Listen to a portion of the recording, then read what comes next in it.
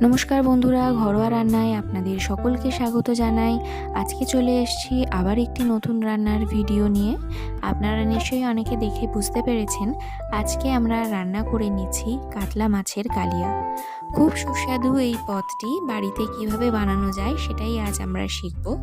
তো চলুন দেরি না করে ঝটপট শুরু করে নিই আজকের এই রান্নাটা।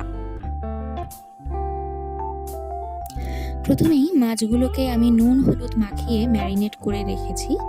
এটা 5 থেকে 10 মিনিট আমি এইভাবেই রেখে দেব। তারপর দেখুন আমি কড়াতে সর্ষের তেল নিচ্ছি। সর্ষের তেল গরম হয়ে গেলে ডুমো করে কেটে রাখা আলুগুলো আমি কড়ায় ছেড়ে দেব। আলুগুলোকে খুব ভালোভাবে ভাজা করে নিতে হবে।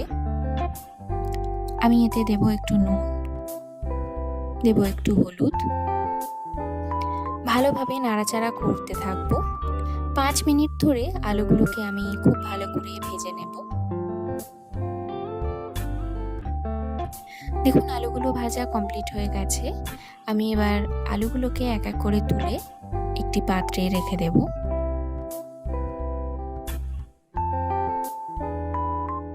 দেখুন সব আলুগুলো আমার ভাজা কমপ্লিট হয়ে গেছে। এবার আমি আর একটু তেল দিয়ে দেব কড়াতে।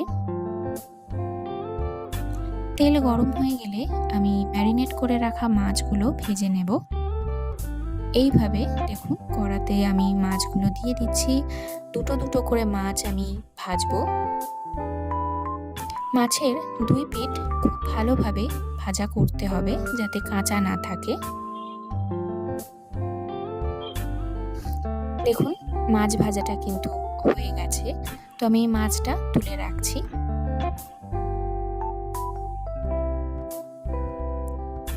এইভাবে আমি সব মাছগুলো ভেজে একটা আলাদা থালায় রেখে দিয়েছি। কড়াতে যে তেলটা আছে সেই তেলেই আমি দিয়ে দেব তেজপাতা, শুকনো লঙ্কা আর কালো জিরে ফোড়ন। এবার আমি দিয়ে দেব কুচিয়ে রাখা পেঁয়াজ। আমি দুটো বড় সাইজের পেঁয়াজ কুচিয়ে রেখেছিলাম, সেই পেঁয়াজগুলোই আমি এখন ভাজবো। পেঁয়াজটা খুব ভালোভাবে ভাজতে হবে।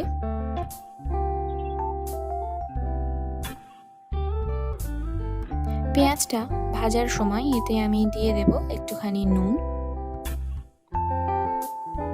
নুন দিলে পেঁয়াজটা অনেকটা নরম হয়ে যায়, তাই আমরা নুন দিয়েই ভাজবো।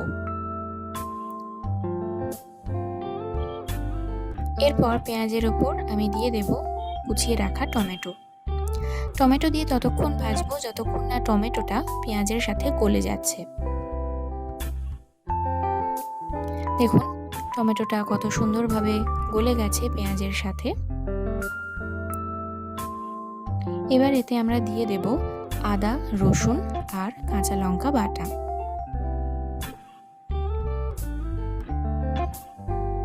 আমি এখানে 2 চামচ বাটা মশলা দিয়েছি। এই আদা, রসুন আর কাঁচা লঙ্কা বাটাটা আমরা কিন্তু অনেকক্ষণ ধরে এখন কষবো। 5 মিনিট ধরে মোটামুটি কষতে হবে যাতে আদা রসুনের গন্ধটা একদমই না থাকে। দেখুন আমি এইভাবে নাড়াচাড়া করে ভাজতে থাকছি। তো যখন দেখবো ভাজার পর এর থেকে তেল বেরিয়ে গেছে, তখন আমি ভেজে রাখা আলুগুলো এতে দিয়ে দেব। ভালোভাবে এবার নাড়াচাড়া করে নিচ্ছি। আলুর সাথে যাতে পেঁয়াজ এবং টমেটোটা ভালোভাবে মিশে যায় তাই নাড়াচাড়া করছি।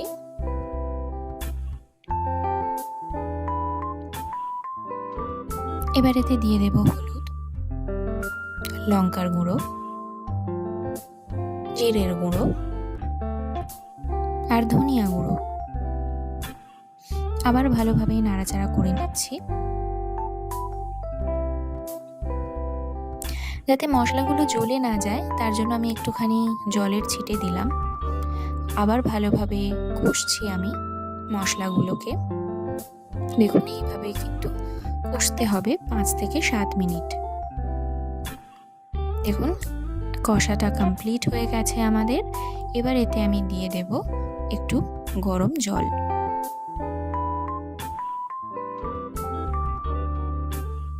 জল দেওয়ার পর ভালো করে নাড়াচাড়া করে নেব।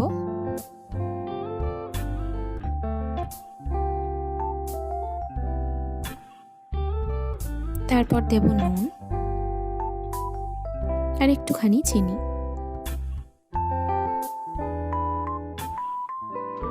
নুন আর চিনিটা যাতে মিশে যায় তার জন্য একটু নাড়াচাড়া করে দিচ্ছি। এরপর কড়াতে আমি ঢাকা দিয়ে দেব 5 থেকে 7 মিনিটের জন্য। 7 মিনিট পর ঢাকনাটা খুললাম।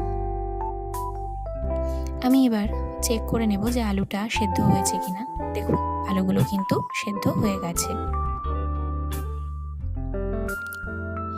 এবার আমি দিয়ে দেব শাহি গরম মশলার গুঁড়ো। ভালো করে নাড়াচাড়া করে নেব যাতে মশলাটা মিশে যায়। এবার ভেজে রাখা মাছগুলো এক এক করে আমি এর মধ্যে দিয়ে দেব। দেখুন সব মাছগুলো আমি দিয়ে দিয়েছি। এবার কিন্তু আমরা আবার ঢাকনা দিয়ে দেব 5 মিনিটের জন্য। 5 মিনিট পর ঢাকাটা খুললাম। আমাদের মাছের কালিয়াটা কিন্তু রেডি হয়ে গেছে। দেখতেই পাচ্ছেন খুব সুস্বাদু এই পদটি আপনারা বাড়িতে অবশ্যই ট্রাই করে দেখুন। আশা করি আপনাদের নিশ্চয়ই ভালো লাগবে। আর আমার এই ভিডিওটা আপনাদের কেমন লাগলো সেটা অবশ্যই আমাকে কমেন্ট করে জানাবেন। এই সুস্বাদু মাছের কালিয়াটি আপনাদের যদি পছন্দ হয়ে থাকে তাহলে অবশ্যই লাইক এবং শেয়ার করবেন। আর আমার চ্যানেলে যদি নতুন ভিজিট করে থাকেন তাহলে আমার চ্যানেলটি সাবস্ক্রাইব করবেন। ভালো থাকবেন সকলে। ধন্যবাদ।